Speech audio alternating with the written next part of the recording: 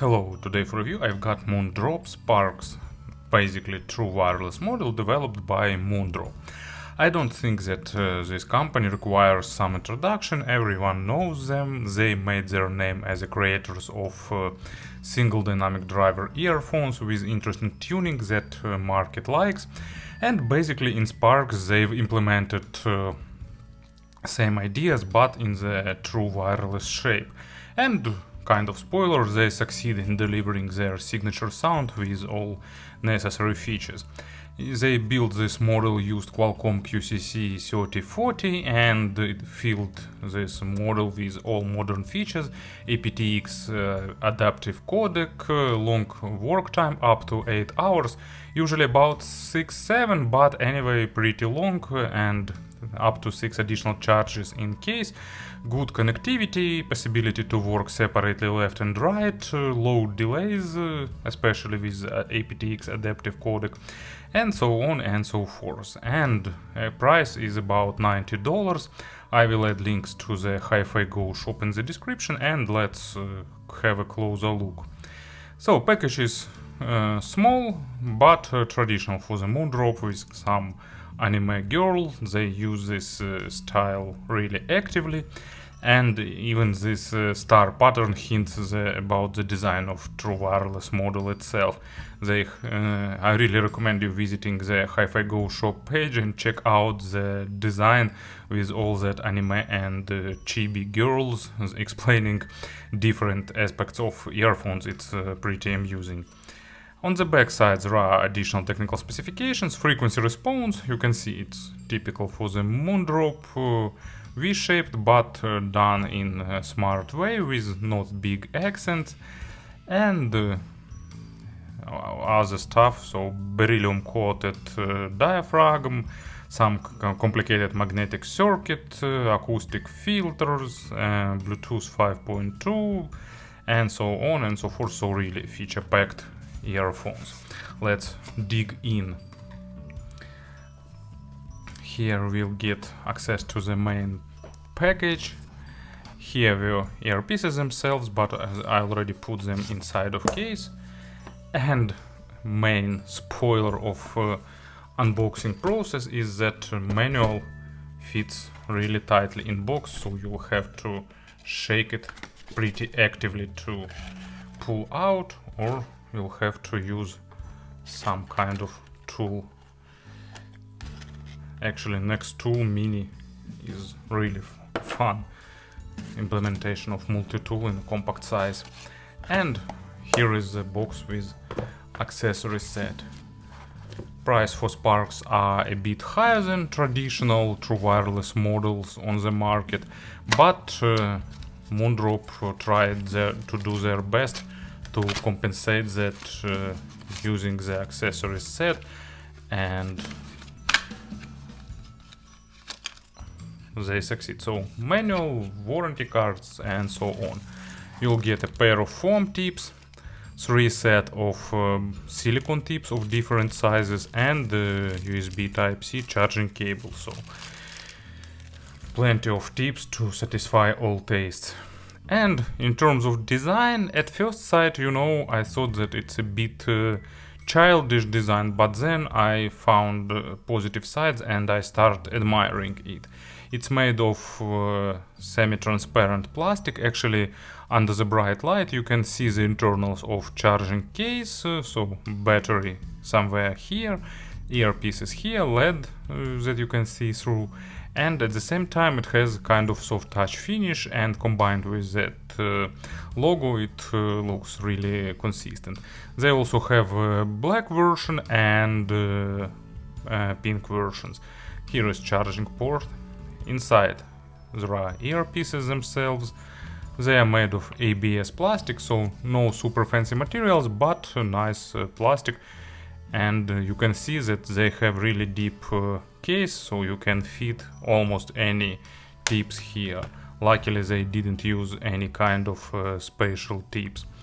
Here they are. They have a really extended spout, so they fit in pretty deep into your ears. So they have above average passive sound isolation. It's a plus if you're going to use them on noisy street. or in the public transport or something like that. Here is that star-shaped design of the faceplates. Also there is a LED indicator in the upper part of these earpieces, and actually it looks pretty nice. Build quality is good, really pleasant plastic with soft touch effect. Unfortunately there is no lip for holding the tips, but currently tips are holding pretty well. They have touch controls, so you can call voice assistant, navigate tracks, but no volume control from earpieces themselves. Also, I've seen mentions of the Moondrop Link application, but I didn't find any in the Google Play Store or nor in App Store. Maybe I'm looking at some wrong place or it's not available yet. Nice, comfortable in terms of wearing, really good in holding connection. They support all that modern features like TWS Plus with simultaneous stream of signal to both earpieces. So if you have some modern smartphone on modern Qualcomm chipset, you can benefit of that. Delay is pretty low, it's barely noticeable, but in regular life I think it won't spoil you video experience. Background noise is pretty low, and work time is nice. So in all that aspects, and as usual you can use just left or just right earpiece with dynamic reconnect and so on and so forth. In this aspect they are traditional. So in all exterior aspects I think it's a pretty good model with their own unusual design. Here is a traditional microphone test. I am recording this part of the video using Moondrop Sparks. I won't apply any gain correction or equalization to this video, so it will give you an idea of how microphones sound in these true wireless earphones. In terms of sound, well, you know, in terms of sound, it's Moondrop earphones, but done in a true wireless. Basically natural with good resolution, slight accent in the upper mid and lower treble, and a bit focused on the micro detalization, but not sounding too dry. Also, you need to be tolerant to high frequencies to enjoy them. But let's talk about the sound step by step. Few M15 to show examples, and let's go on. Low frequencies are slightly accented, but accent is really small, like plus 5 decibels, just to compensate the unevenness of our ears. Definitely not the model for those who need boosted low frequencies. At the same time, 6mm dynamic driver here is pretty technical with good resolution, it's tight and impactful. It has a pretty good depth, so it goes deep as much as aptX codec allows, and it delivers nice, tight, punchy low frequencies. Not super weighty, not super massive, but at the same time with a good amount of impact. And a bit focused on the detalization with nice textures and lot of small nuances.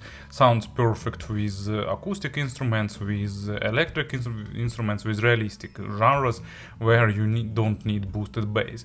Actually, with electronic music it's also enjoyable, but if you have a lot of electronic music in your media library, most probably you'll enjoy something more low frequency boosted. And pretty obviously, as an example, I've got Musica Nuda, Mirza, nice track with great double bass, sounding really gorgeous in these earphones with a lot of resonance, with nice amount of realism. Probably here used some kind of digital signal processor because they try to hide a bit traces of aptX compression, and partially, you know, it sounds to me like they are restoring part of information that is missed with lossy compression. But maybe it's just because of proper tuning, because Moondrop spent some time in tuning them using that VSDF, Virtual Data Sound Field or something like that. So I don't remember that abbreviations, but nice, good sense of realism, and here you'll hear the resonance of strings and that sense of wood.